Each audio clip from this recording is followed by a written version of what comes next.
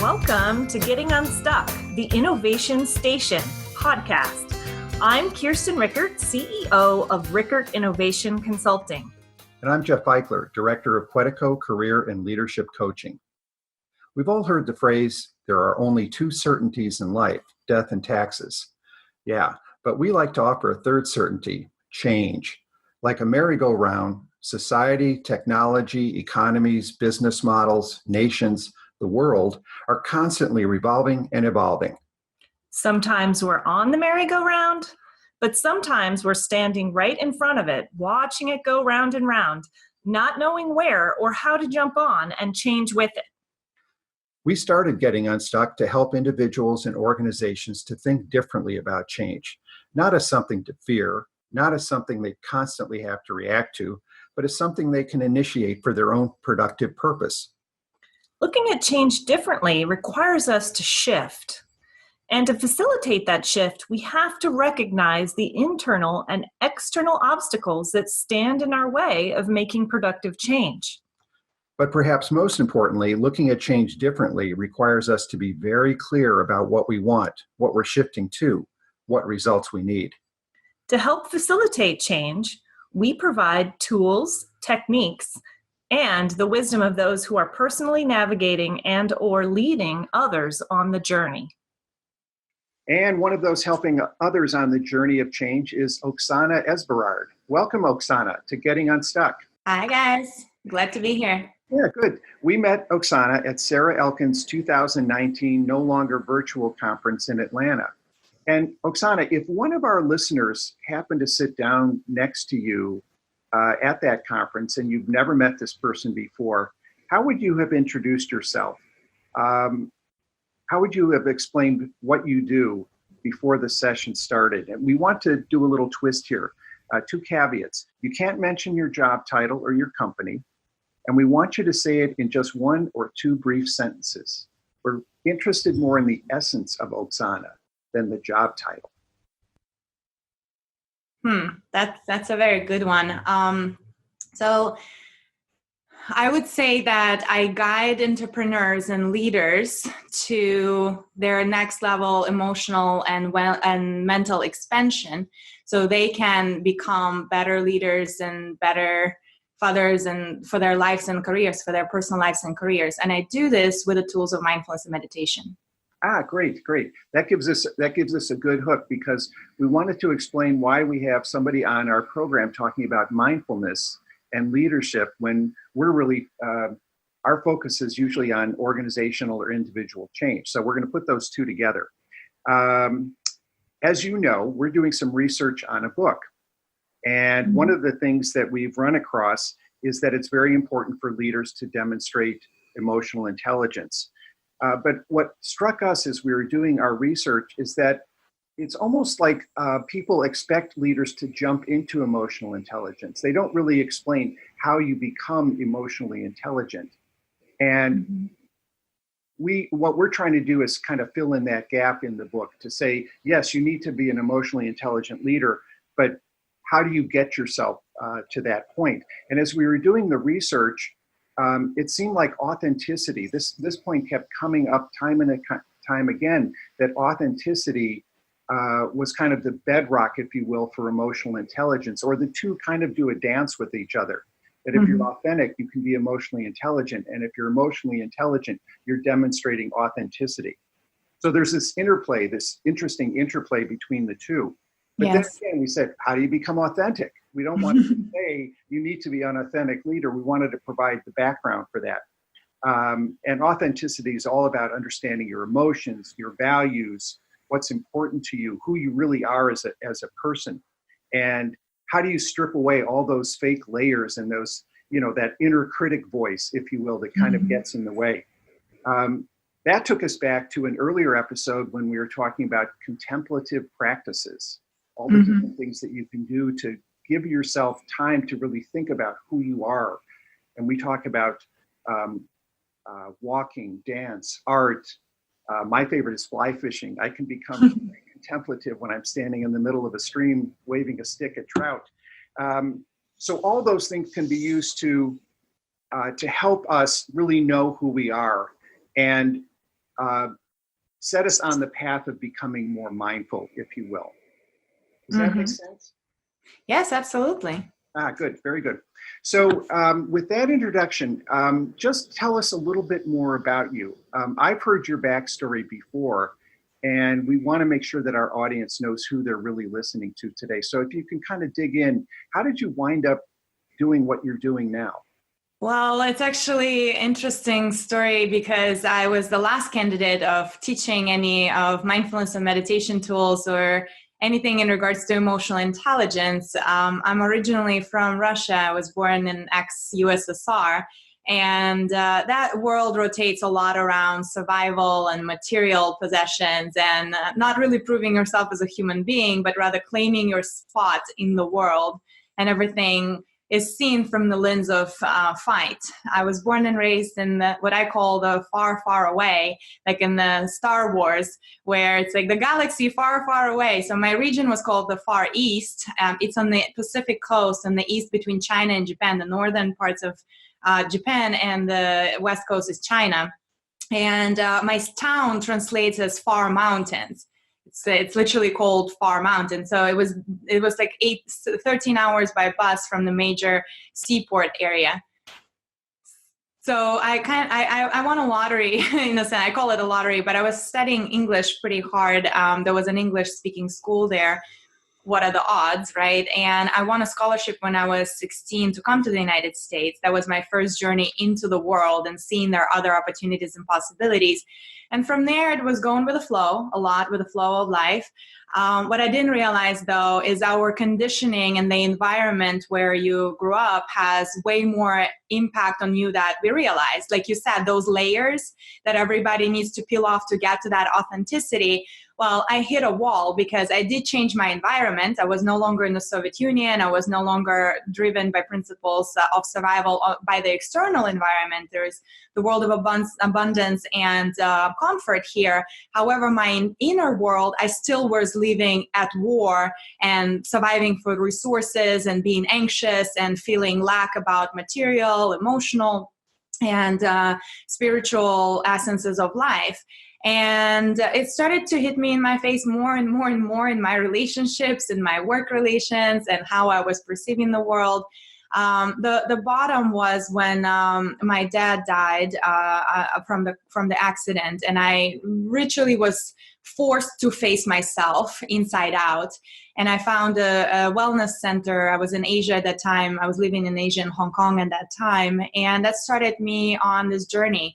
I learned how to meditate there. I did a course of transcendental meditation. I learned things about energy healing, yoga, and I did coaching with them within that wellness center, coaching on grief, but also how to address your emotions versus just being that hardcore, strong Russian that everybody expects you to be, and really start finding my authenticity, finding who I am. And it's an endless journey. I'm still on that journey. It's just now it's more joyful and doesn't come from the place of necessity, but rather because I really want to know and want to be better and want to share my findings with others. So that's a kind of like a long story short. So as my personal journey was evolving more and more, I had an idea after my trip from India. That's where I majorly studied a lot of techniques. I came back one time, my first time, and I had a question in my head. Would it work for others, and would it work in the business environment? I don't know where that came from. It's just curiosity. And I offered business meditation in the co-working space where I was working in that time. And I kind of like a few weeks into it, I've discovered my passion. I saw how much it helps people. They were sharing with me that it was impactful. It was changing their lives.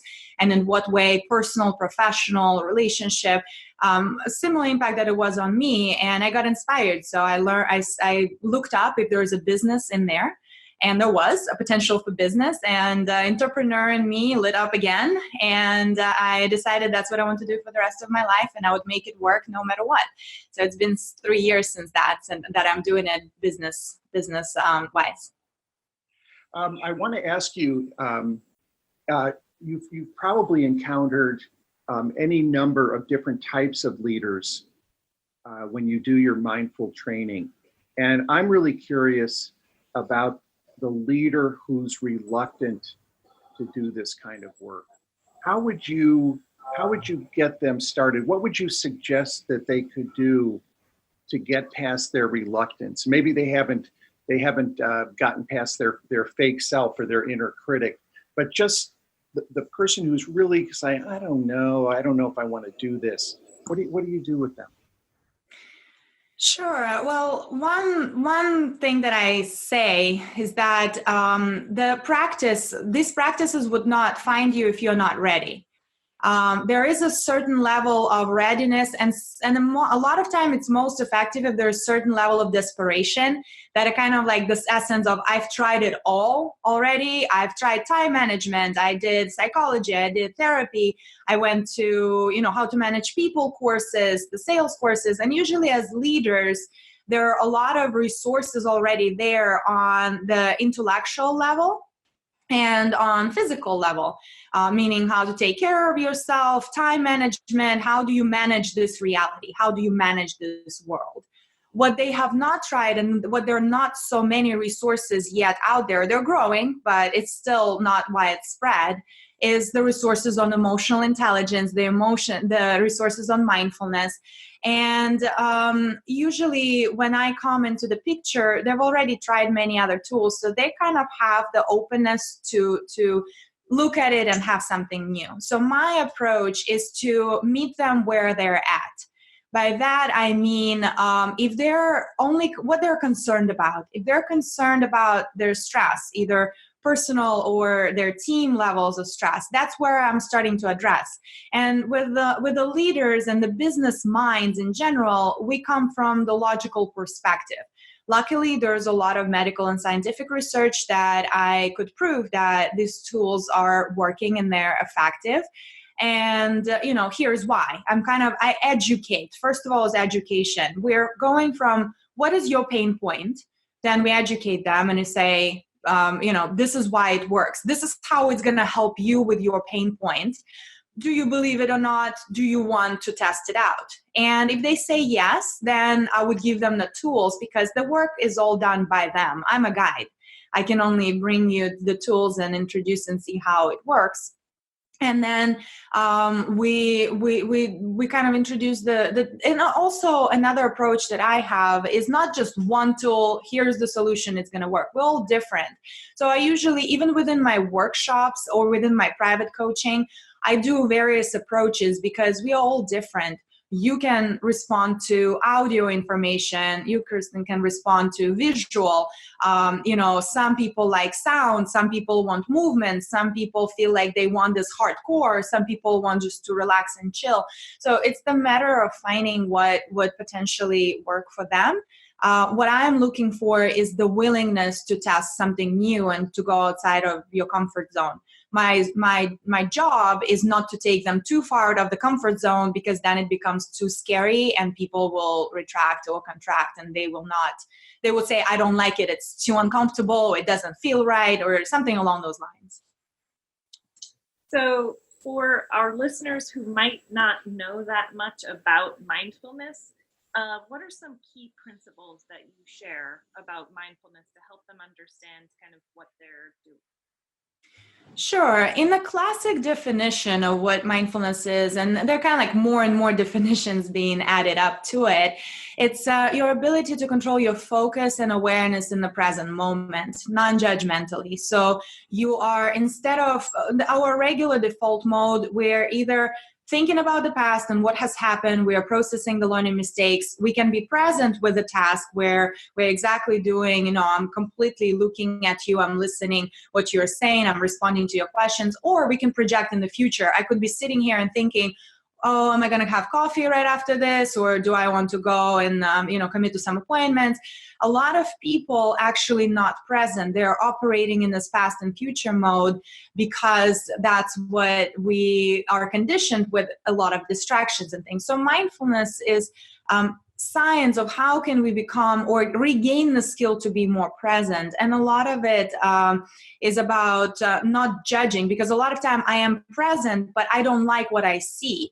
Or I like what I see and I want to hold on to it. So it's, I achieve this result as a leader. I have this huge profit line right now. How do I hold on to it? How do I do the same thing so I can repeat the same result? And mindfulness is not about holding on to things. It's about saying what is in front of me, what could be improved, and not really judging, liking or disliking the result, but rather working with it, getting into flow with it. I hope that makes sense. And then other things that are mentioned along the lines with mindfulness is associated with the memories and the perceptions, the authenticity that you mentioned. It ties up to the fact that all of us are living our world as a perception of our world. If we're sitting in 4 different corners of the room, you're going to see that room from a different perspective just because you're in a different corner. So all of the reality is relevant to where you are and where you are at. So even when we say I am in the present moment is not the same present moment that everybody else is. And the realization of that inclusiveness and multiplicity in your personal views and everybody around you, and stepping into that flexibility, that is the definition letting go of control. Whereas as people, we want control, like it would give us safety for some reason, and it's trapping ourselves into the illusion that control is there. So it's also realizing how are we forming our perception, and are we taking things as they are, or we are actually adding our coloring and where we're in the room in that moment. That's really interesting because I talk about what you're describing as kind of pulling up and taking an observer stance. But what you're talking about is the realization that there's a difference between reality and your perception of reality. And just by recognizing that there's a difference, all of a sudden it allows for those other potential perceptions of reality.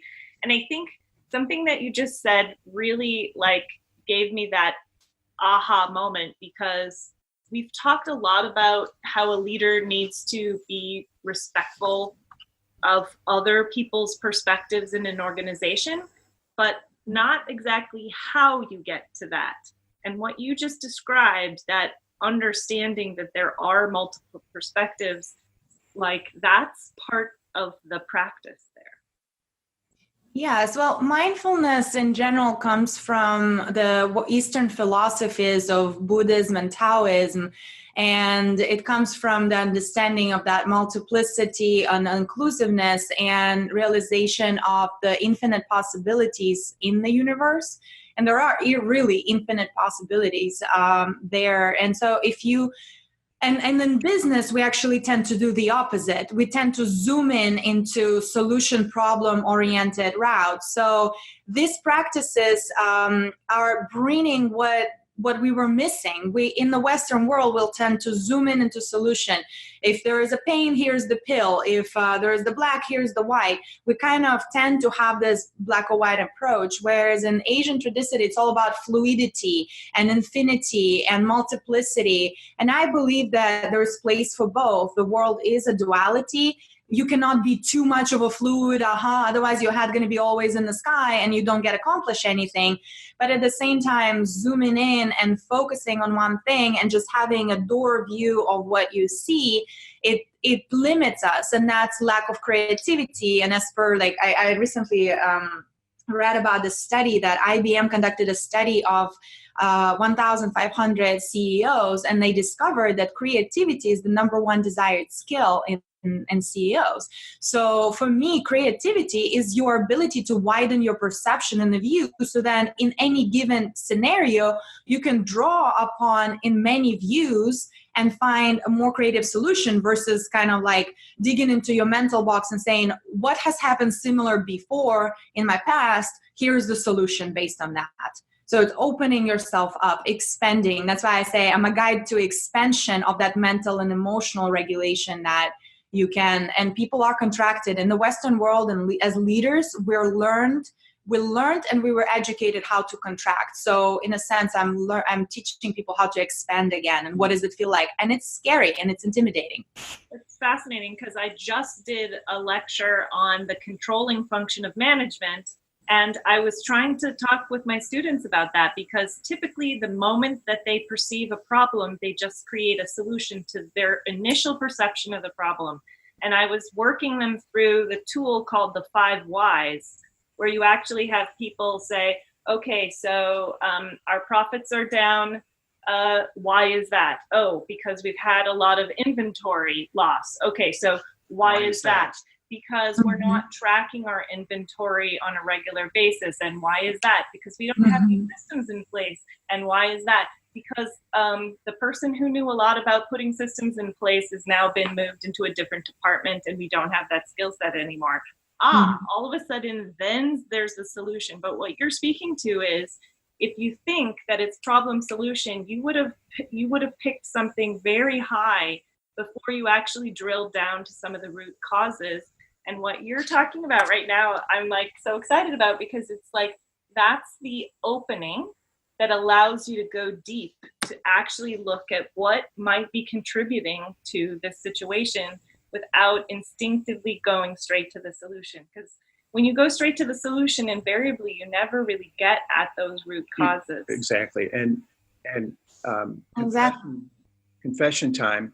I was one of those leaders in early in my career where if somebody came to me with a problem, it had to be solved, because that's what leaders do, right? You're always afraid to go, gosh, I don't know. Let's talk about that.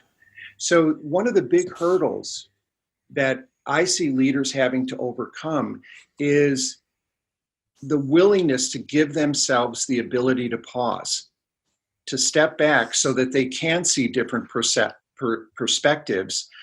And especially when we talk about emotional intelligence, to see things from the perspective of the other.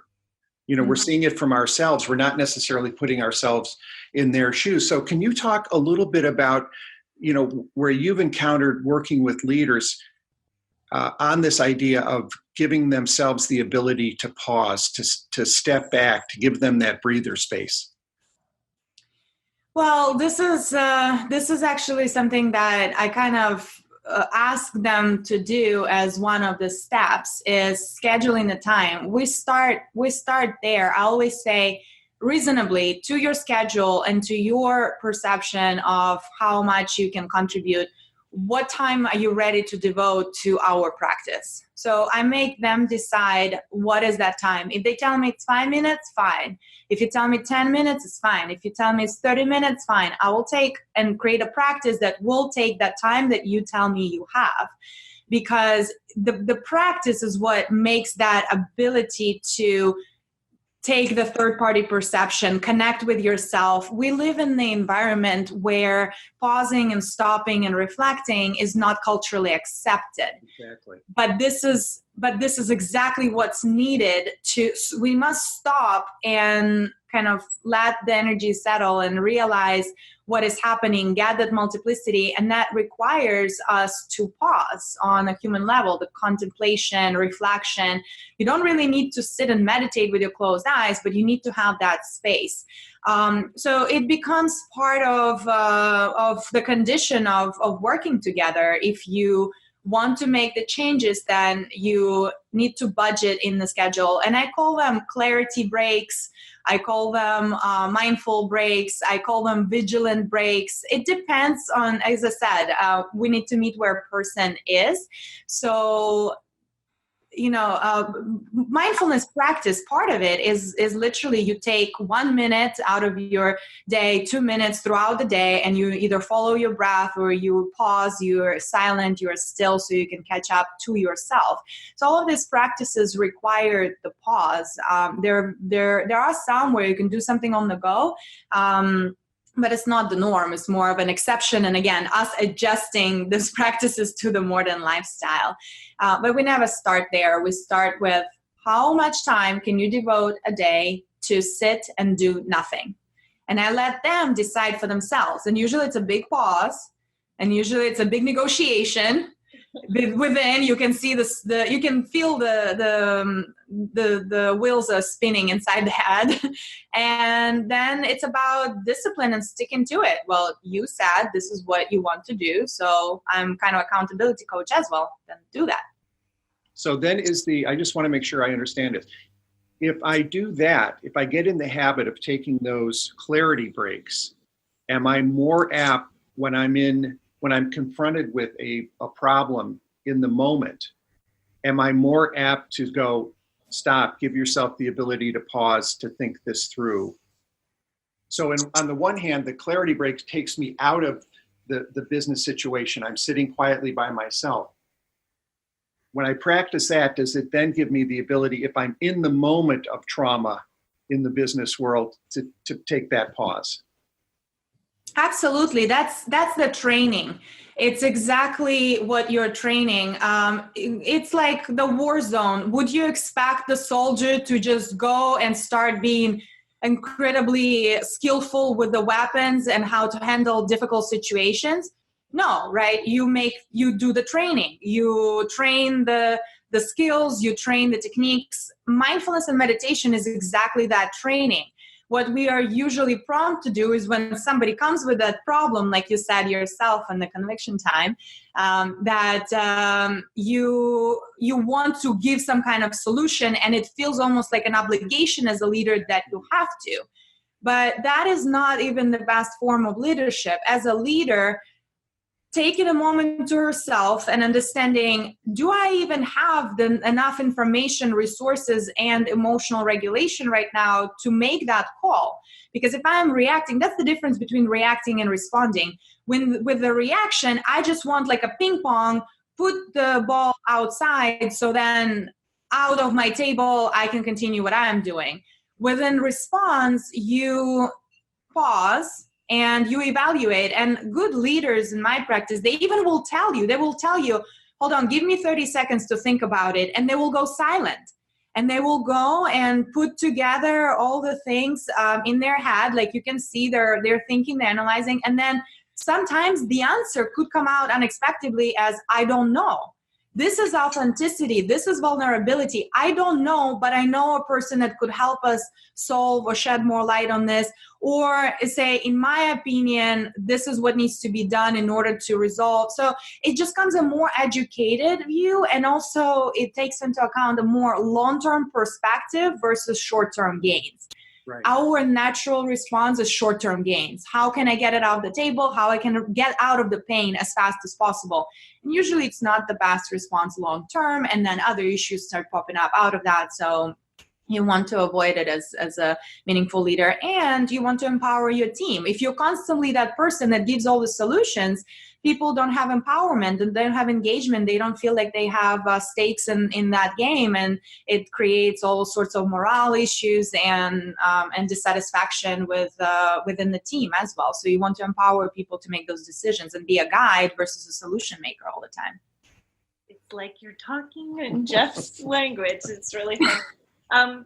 So when you're talking about kind of that difference between reacting and responding, that really resonates with me. I know that that's something that Rhonda talks about, and I know you and Rhonda have met before. So when you think about working with an organization, you were talking about kind of having to negotiate that contract with the leader and allowing them to tell you how much time they're willing to commit to the practice. When a leader shares these techniques with their own team or even with their organization as a whole, how do you kind of share mindfulness practices in an organizational setting, knowing that some people aren't quite ready or may never be ready for it? Yes, it's never 100% buy-in. And I'm the first one to say that the tools of mindfulness and meditation are not for everybody. There are plenty of people that will say, this is not for me and I don't like doing it. And it's their choice. So we're not here to convert everybody into this profound meditators and, breathing and walking around very calm and serene. And that's probably actually not who I am either. I'm a pretty energetic and active person. I don't really have the image of this absolutely zen, mindful person as people would always have in their mind. So within an organization, it's also the flexibility and giving people choice. So when I work on the levels of the team and the whole organization, it's asking the people. I do not come in there and say, we're going to do this, this, and this, at this and this time. That doesn't work. So what we do is, number one, I always require at least one workshop where we educate people on what is it? Why is it potentially relevant for them? Because even though it's within the same organization, different people have different struggles within themselves. They could have potential issues with stress. They could have potential issues with productivity, or their relationship within colleagues is not really good. So there are different reasons why they could potentially consider those tools. Then we do surveys of asking, what is that you are struggling with? Tell me what you want and what you want from this training. And then we ask them what potential time. And I usually have people within the organization, either it's a leadership team, where we could sit together and we say, guys, I am not within your company. You are within your company. What are potential times that you would think that your team would be, the majority of your team would likely to attend? That's number one. Then I ask them, what are already existing meetings that we could insert tiny practices? Okay, if we have daily hurdles, if you have monthly company-wide meetings, okay, we can insert these potential practices there. Then what are the company routines of, everybody takes lunch break between 12 and 1.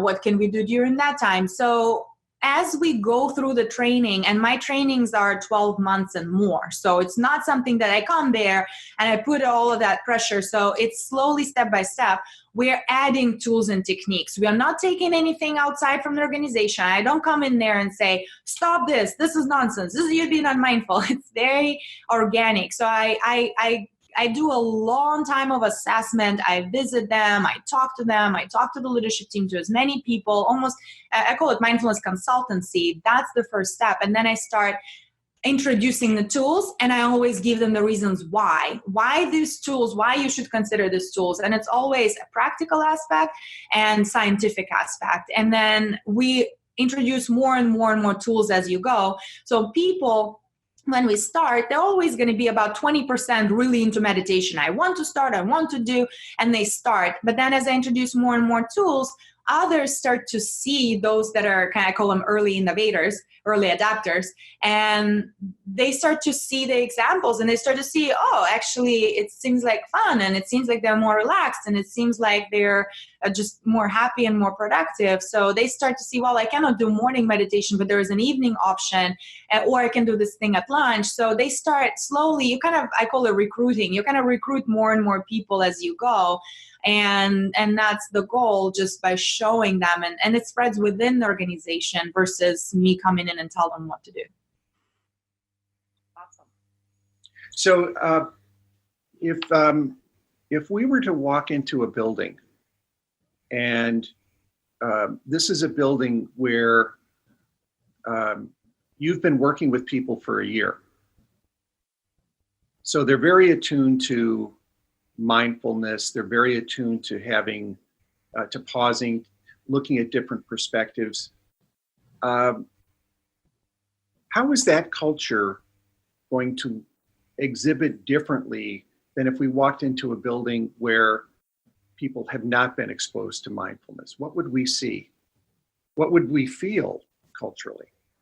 Yes, the feel component is what I would actually put accent on, because what you see physically, there's not much difference. It's people working at their desks, is people full of responsibilities. Nobody has, put the robes on and now walking on the clouds. Nothing of that visual. It's the same people, the same business environment. What you're gonna feel differently though, it's the lightness, it's the content. There's no urgency, that pathological urgency, because we have to do it and the clients are mad and the deadlines. It's more of an urgency, what's called existential urgency of, we're here to do something grander for the purpose of the people, for the planet purpose, and we have all the time to do that. There's no obsession about time, as we don't have to have enough time, we're constantly putting fires.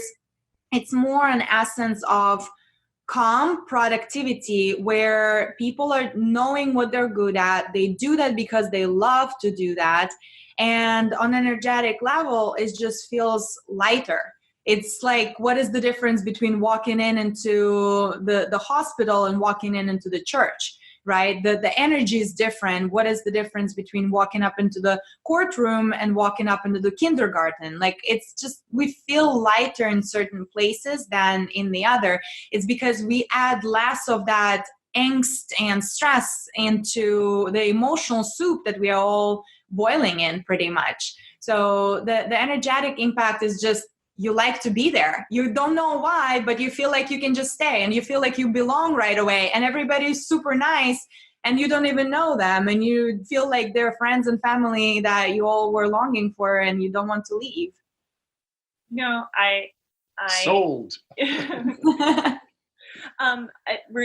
It reminds me of the guided meditation practice that you shared with us when we were at the conference. Before you walked us through that meditation, you talked about one of the principles that people notice as a key thing is that perception of time.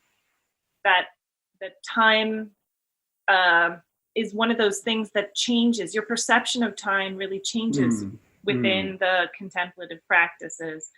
And that idea of there's still time that happens, but the urgency changes. How you relate to time changes? Yes. In other words, that sense of timelessness is part of the sensation that happens when you take a moment to pause.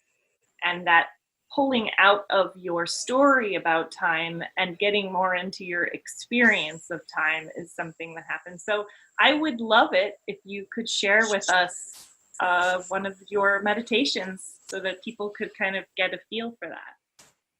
Sure. Well, what I'm kind of thinking, because the listeners are hearing us, right? So there's no visual perception. What I was thinking we could do is actually address the concept of operating from the whole brain. Everybody in the Western world, and this is something that I have not done with you guys yet, so I thought it would be something new and additional tool to discover. When the perception of time and our relation to the world in general is, a lot of it happens in the brain. And as you know, with all the research that you guys done, when we are responding or getting any kind of stimuli, certain parts of the brain lighten up. And what researchers are finding is that we are the best and have the most creative and authentic decisions and expressions of ourselves when more parts of the brain communicate between one another. So it's not just one area and then the other, and then they don't really talk between each other. It's called the whole brain state. So I have a meditation that I practice in India, and I do practice with some of my executives and private clients, that I think it actually creates that whole brain coherence, and it feels very nice. And for people that are brainiacs and they don't want the touchy-feely heart meditations, that would be a really good fit. So would you like to try that one? Yes. Yes. And before we get started, we just want to say that if you are in a place where it is safe and good to do this, and go right ahead. If you are driving at this moment, now is a good time to either pull over and take a few minutes, or listen to us later. Push the pause button and come back to this when you are in a place where you can be still. Yes, safety first. And you could do this meditation with eyes open. However, I would say the biggest impact it is with the eyes closed, because we are visualizing where we want to be. If closing eyes is out of reach and comfort zone, then you can always lower the gaze. Just make sure no eyes are wandering all around the room. So whenever you're ready, find your most comfortable position on the chair or on whatever area you're sitting, to make sure that the spine is tall, the shoulders are relaxed, the chin is parallel to the ground, so your neck is natural. And whenever you're ready, gently close your eyes or soften your gaze on one spot. And at first, reconnect with your breathing. Reconnect with your body through the breath. by noticing your inhale and exhale. And perhaps take a few deep breaths so you can release the tension, release holding on to the air. And you do that by exhaling first, fully exhale everything that is in the lungs. And then you expand the belly on purpose, opening up the bottom parts of the lungs, and inhale almost like you're inhaling through the belly and then welcoming the air into the chest and into the nostrils. Slightly pausing in the top, allowing that air to accumulate, experiencing the internal pressure, and then slowly and controlled exhaling, full air out, finishing with hollowing the belly and gently pulling it into the spine, emptying all oxygen out of the lungs. Do a couple of those inhales and exhales so you can down-regulate the nervous system.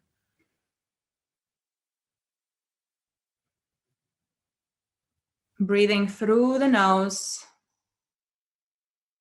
And with each inhale, feel the expansion. Feel the space within, physically, mentally, emotionally. And with each exhale, let go of anything that doesn't feel comfortable or light.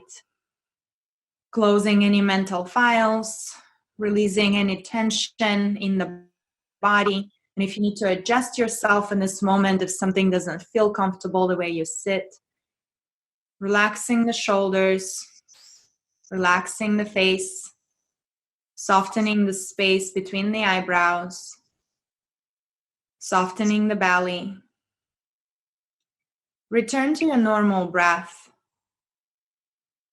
breathing slow and calm, gently scanning the body for any remaining tension or discomfort, allowing yourself to become fully present within your body, on the chair or the seat that you're in, within the room. And give yourself permission for this a few minutes ahead, that you don't need to do anything, that you don't need to go anywhere. Allow yourself to be present here and now, knowing and trusting that it's for your own benefit, for your own good, and that you are investing in this time and not wasting it. You're not losing time. You're investing it into something greater, into better you. And now with that intention in mind, bring your full awareness on the front side of your brain, the space behind the forehead, the prefrontal cortex, the front area of the head, and visualize the light or sensation of the energy being concentrated here. Put your full attention and the energy on the front side of your brain. Activate it, stimulate it, make it lighter. Almost like you're looking at it by rolling your eyes upward while still keeping them closed. Feel the energy there, feel the tension, perhaps even seeing the colors or the bright light. Activating the front side of the brain. And now bring your full focus and attention to the right, the area above the right ear, the right hemisphere of the brain, fully activating and concentrating on it with the power of your awareness, making it light, bringing the energy there. Whenever your attention goes, energy flows. Use the power of your awareness to activate the right side. And now move to the left, activating the left side of the brain, the area above your left ear, and the back of the head. Bringing your full awareness to the left side of the brain. Feeling the energy, feeling the illumination, light it up. It's all full of electrons and neurons. It's energy. You can light it up on purpose. And now bring your awareness to the front side of the brain.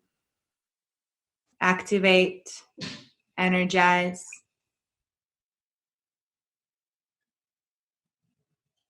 Bringing full attention and awareness there. Moving to the right. Activating, energizing, stimulating.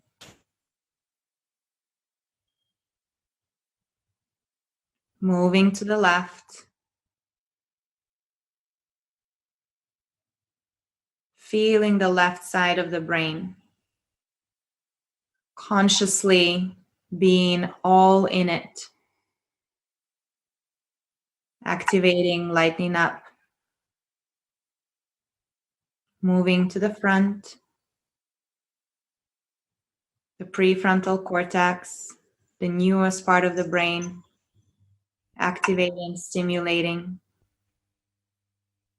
Moving to the right.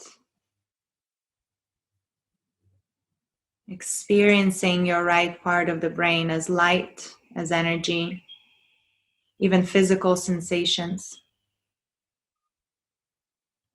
Moving to the left.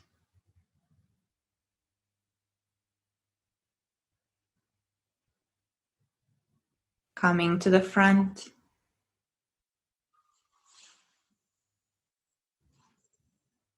Gently shifting to the right.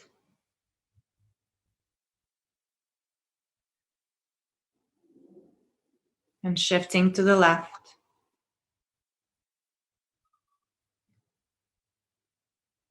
And now see if you can lighten up all three areas at once. The front, the right, and the left. The whole brain is fully active, full of light, full of energy. And see like you're closing the triangle between those 3 points that we were just paying attention to. Connect these points with the lines, forming that triangle, forming that unity, making them bright and functional all at once. Almost like creating the fireworks in your brain. Feeling the energy, feeling the lightness, feeling the power. And stay there for a few moments, making them equally bright, making them equally important, creating the harmony and coherence in the whole brain, all at once.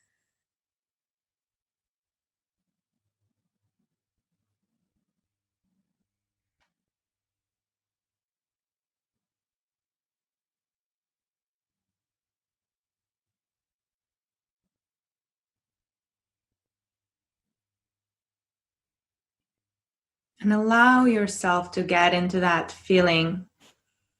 Expand through the brain. Activate all of it. Feeling the power of your awareness. Feeling the intensity and welcoming it. Staying expansive and open to the experience. Without judging, without analyzing, are you doing it right? Are you doing it wrong? Welcome anything that arises as is by noticing and being curious rather than judging and expecting or thinking it should be this way. Make everything that arises part of your meditation, activating the full brain, all 3 points at once.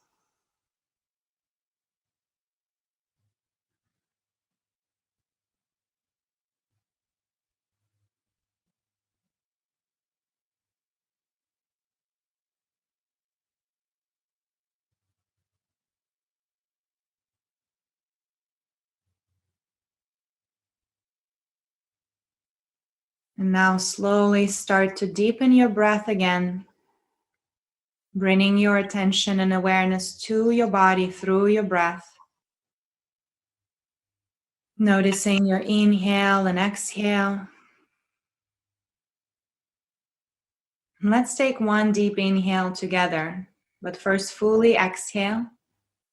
And inhale through the nose, expanding the belly, expanding the lungs, pausing at the top of the inhale.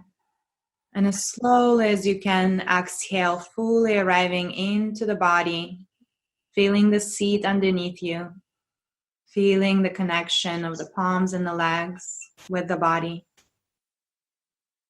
And the next inhale, or whenever you're ready, gently opening their eyes.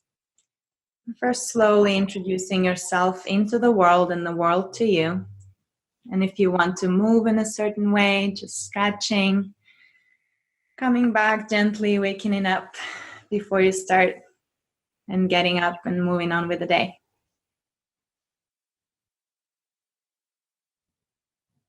Feels good. Nice. Anything unusual? Any unusual experiences, lights? What I noticed that I saw colors commensurate with my breathing. If I breathed really deeply, I saw deeper colors. And if I was breathing shallow, like in the middle of it, when I was just breathing normally, the colors were there, but they weren't as dramatic. When you brought us back at the end and you said breathe deeply, the colors got really, really vibrant. That's very nice. Yeah. Yeah, the colors, it's just like infrared. The colors are the expression of the energy. So colors are attributed to certain vibrations of the energy. And the more we are relaxed and connected with ourselves, the more we are attuned and able to perceive and see things that are usually out of our reach when we are so busy and stressed and going for certain things. So it's as long as you enjoy seeing the bright colors, it's all nice and wonderful. I noticed that even before you started having me pull all of it together, I started kind of feeling a kind of looping pattern that was already kind of putting the hemispheres together before you even said it. And then when they all came together and lit up, it was really like, oh, okay, yeah, this makes sense. And then I started noticing that, your brain you were talking about the neurons, and part of what your brain is doing is relating to the rest of you, right? So as soon as they got together, I started sort of seeing the light of my brain shooting through the rest of my body as, like in other words, connecting up with all the rest of the brain that goes throughout the whole. It was really a very interesting meditation. I've never done anything like that before. So thank you. Wonderful, wonderful. Yes, it's we are isolating the certain parts so we can appreciate the wholeness. That's how we learn. We need to see the singularity to appreciate the multiplicity. We can only appreciate the light because we have the darkness. If everything was constantly light, we would never understand. So we can only understand the wholeness by realizing how divided we are. And that's, I believe, what's happening right now more and more. And that's why mindfulness and meditation become acceptable now and not 30 years ago, because 30 years ago, people were more whole. Now, with the division of social media, the ability to consume and access to information, it made that more divided. So the tools became more relevant, but they were existing thousands of years ago. We had access. We just were not paying attention because it was not relevant. So now it's the time where that wholeness is in demand. It gained value again because we lost it. Very cool. Very cool. Yeah. Well, this has been great, Oksana. This was, as I was driving to Kirsten's house today, our studio, I was thinking about this. I was anticipating this, and I was really looking forward to it because my experiences in the past have not always been good. My mind just gets cluttered with stuff. And today I found myself, things initially would pop into my head, but then they would evaporate. They would just kind of go poof. And I was really, for a long time, just seeing those colors undulate. So it was pretty powerful. Wonderful, wonderful. Well, the the good thing to remember is that the thoughts and things would always pop up. That's how our brain is wired. And you mentioned an inner critic, and a lot of people want to shut off that inner critic. I find it's impossible. It's always going to be there. What we're working on is lowering the volume so that inner critic does not have power and it does not have that loud of voice. So we're not listening and doing what he or she says.